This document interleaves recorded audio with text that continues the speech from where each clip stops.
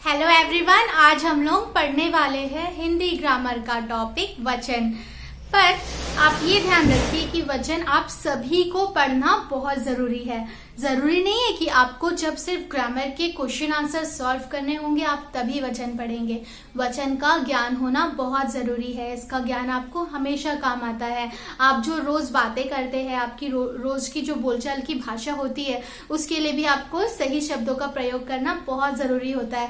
और आप सही शब्दों का प्रयोग कब कर पाते हैं? जब आपको सही वचन का ज्ञान हो। इसलिए ये वीडियो आखिरी तक जरूर देखिएगा। तो चलिए शुरू करते हैं। आज का हमारा टॉपिक है वचन। मैं कुछ शब्द लिख रही हूं, उन शब्दों को ध्यान से देखिएगा। एक, अनेक, बहुत, ढेर, खूब, बहुतायत,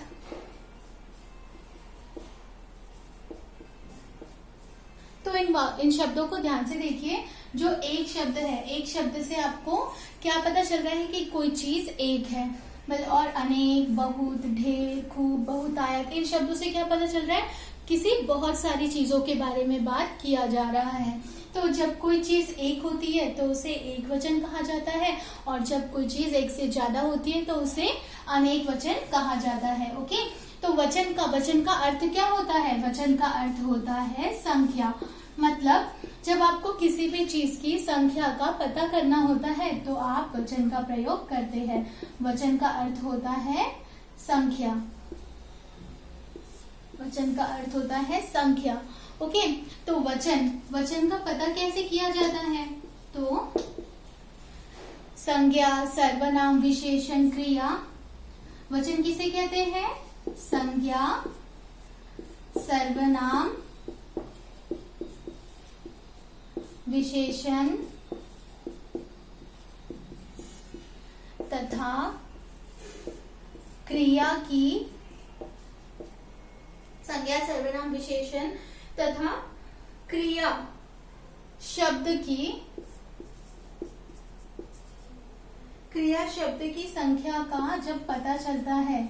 संज्ञा, सर्वनाम, विशेषण तथा क्रिया शब्द की संख्या का जब पता चलता है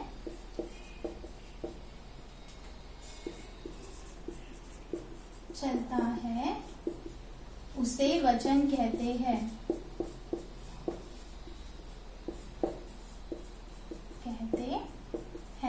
तो जब हमें संज्ञा, सर्वनाम, विशेषण तथा क्रिया शब्द की संख्या का पता चलता है, जब उसकी संख्या का हमें पता चलता है तो उसे क्या कहते हैं? वचन कहते हैं। वचन देखो बच्चों, बहुत आसान है वचन को समझना। जब कोई चीज एक होती है तो वो एक वचन कहलाती है, और जब कोई चीज एक से ज्यादा होती है तो वो बहुवचन कहलाती है। जनरली हम यहाँ पे क्या बात कर रहे हैं? हम यहाँ पे उस चीज की संख्या के बारे में बात कर रहे हैं। संख्या किस चीज की? संज्ञा, सर्वनाम, विशेषण तथा क्रिया की संख्या। जब हमें संज्ञा, सर्वनाम, विशेषण तथा क्रिया की संख्या का पता चलता है तो उसे वचन कहते हैं। तो दोस्तों जान लीजिए, ये जो वचन है, ये वचन संख्या बोधक शब्द है। वचन जो है वो कौन सा शब्द है? संख्या बोधक शब्द है। वचन यह संख्या बोधक शब्द है। बोधक शब्द है क्योंकि हमें इस वचन शब्द से संख्या का पता चलता है। ये वचन शब्द जो है ये संख्या बोधक शब्द है क्योंकि हमें इस शब्द से संख्या का पता चलता है। हिंदी में वचन दो प्रकार के होते हैं। जो वचन है, वचन के दो प्रकार होते हैं। एक वचन और दूसरा है बहुवचन। मैंने आपको अभी बताया कि अगर कोई चीज संख्या में एक है तो वो एक वचन कहलाती है, और यदि कोई चीज संख्या में एक से ज्यादा है तो वो बहुवचन कहलाती है। तो एक वचन किसे कहेंगे? शब्द के जिस रूप से उसके एक होने का पता चलता है। शब्द के जिस रूप से उसके एक होने का पता चलता है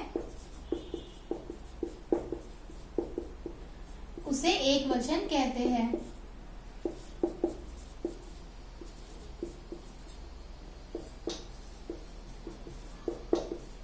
एक वचन किसे कहते हैं? शब्द के जिस रूप से उसके एक होने का पता चलता है, मतलब वो एक है, तो उसे एक वचन कहते हैं। ओके, तो चलिए कुछ उदाहरण देख लेंगे एक वचन के। उदाहरण देख लेते हैं एक वचन के हम लोग। जैसे चीता दहाड़ रहा है। चीता दहाड़ रहा है। तो ये जो चीता है, ये चीता क्या है? एक शब्द है ना, चीता ये एक शब्द है। चीता दहाड़ रहा है, तो इसलिए ये एक वचन का उदाहरण हुआ। चलिए दूसरा उदाहरण देखते हैं। चूहा दौड़ रहा है। चूहा दौड़ रहा है। साथ ही साथ आप यहाँ पे क्रिया का रूप भी देखते जाइए। यहाँ पे रहा है शब्द का प्रयोग किया गया है, यहाँ पे भी रहा है, मतलब वो एक है। तीसरा, मैं बहुत परिश्रम करता हूँ। मैं बहुत परिश्रम करता हूँ। तो जान लीजिए यहाँ पे मैं शब्द का प्रयोग किया गया है। तो मैं जनरली, मतलब मैं खुद के बारे में बात कर रहा हूँ तो मैं एक ही हूँ। मैं खुद के बारे में बात कर रही हूँ तो मैं एक ही हूँ। तो इसलिए यहाँ पे मैं जो है वह भी एक वचन में आया है, मैं शब्द। बिल्ली बैठी है। अब देखिए बच्चों, बिल्ली जो है, बिल्ली भी एक ही है। बिल्ली शब्द यहाँ पे प्रयोग किया गया है, इसलिए बिल्ली एक वचन में आएगा। अगर यहाँ पे बिल्लियां शब्द आता तो वो बहुवचन कहलाता। ठीक है, तो आप समझ लीजिए फिर से एक वचन किसे कहते हैं? शब्द के जिस रूप से उसके एक होने का पता चलता है उसे एक वचन कहते हैं। इसके हमने उदाहरण देख लिए। चीता दहाड़ रहा है, चूहा दौड़ रहा है, मैं बहुत परिश्रम करता हूँ, बिल्ली बैठी है।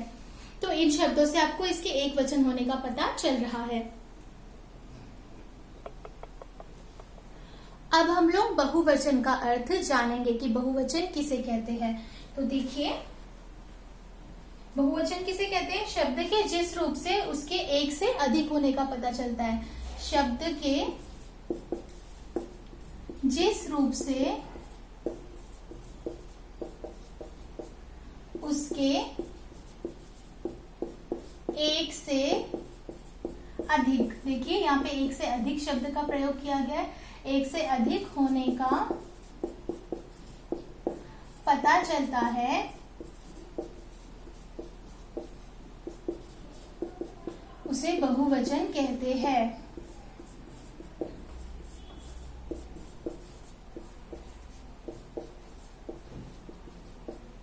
जब आपको शब्द के रूप से उसके एक से अधिक होने का पता चल रहा है, शब्द के जिस रूप से उसके एक से अधिक होने का पता चलता है उसे बहुवचन कहते हैं। तो चलिए जानते हैं बहुवचन के कुछ उदाहरण। आइए इसके उदाहरण देखते हैं। पहला उदाहरण है चीते दहाड़ रहा है। देखिए, चीते दहाड़ रहे हैं। चीते दहाड़ रहे हैं। हमने पहले देखा था चीता दहाड़ रहा है, क्योंकि वहां पे क्या था? एक चीता था, इसलिए हमने दहाड़ रहा है लगाया था। पर यहाँ पे हमने चीते दहाड़ रहे हैं लगाए हैं, क्योंकि यहाँ पे जो चीता है वो एक से ज्यादा है, इसलिए चीते दहाड़ रहे हैं। दूसरा उदाहरण लेंगे।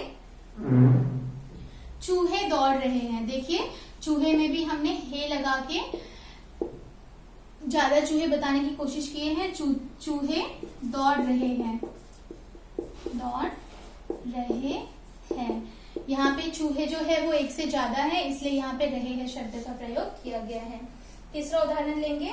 हम बहुत परिश्रम करते हैं। हम बहुत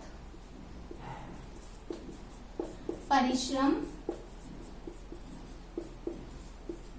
करते हैं। तो यहाँ पे हमने एक से ज्यादा लोगों की बात की, जब कोई एक से ज्यादा लोगों की बात की जाती है तो वहां पे हम शब्द का प्रयोग किया जाता है। तो हम बहुत परिश्रम करते हैं, तो यहाँ पे हमने करते हैं लगाया है क्योंकि यहाँ पे एक से ज्यादा लोगों की बात की जा रही है। तो बहुवचन किसे कहते हैं? शब्द के जिस रूप से उसके एक से अधिक होने का पता चलता है उसे बहुवचन कहते हैं। उसका उदाहरण हमने देखा है, जैसे चीते दहाड़ रहे हैं, तो यहाँ पे चीता एक से ज्यादा है इसलिए चीते शब्द का प्रयोग किया गया, उसके साथ रहे हैं शब्द का प्रयोग किया गया है। चूहे दौड़ रहे हैं, चूहे भी एक से ज्यादा है इसलिए चूहे शब्द का प्रयोग किया गया है। हम बहुत परिश्रम करते हैं, तो यहाँ पे एक से ज्यादा के बारे में बात किया जा रहा है इसलिए हम शब्द का प्रयोग किया गया है।